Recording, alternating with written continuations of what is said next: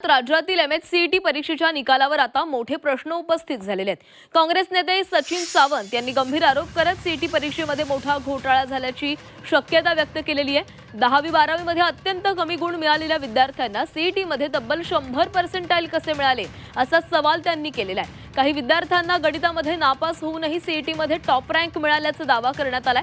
त्यामुळे विद्यार्थ्यांमध्ये आणि पालकांमध्ये संभ्रमाचं वातावरण निर्माण झाले। या संपूर्ण प्रकरणाची उच्चस्तरीय चौकशी करून दोषींवर कठोर कारवाई करावी अशी मागणी देखील केली जाते।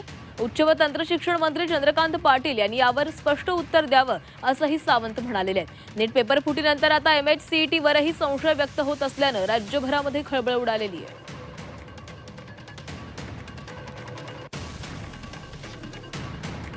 राज्यातील एमएचसीईटी परीक्षेच्या निकालावर आता मोठे प्रश्न उपस्थित झालेले आहेत। काँग्रेस नेते सचिन सावंत यांनी गंभीर आरोप करत सीईटी परीक्षेत मोठा घोटाळा झाल्याचा दावा केला आहे।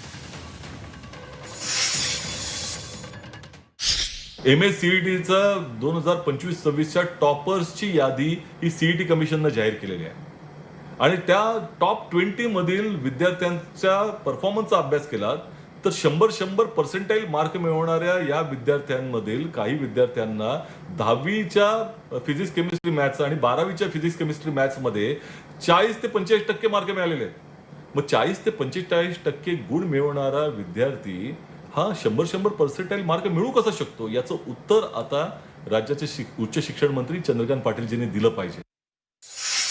कारण देशामध्ये ज्या पद्धतीने घोटाळे झालेले आहेत त्यातले राज्यामध्ये देखील काही प्रोफेसर दिसत आहेत।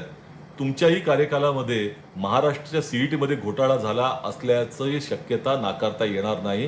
हे अत्यंत गंभीर प्रश्न आहे आणि त्यामुळे या विद्यार्थ्यांना उत्तर देणं हे क्रमप्राप्त ठरतं।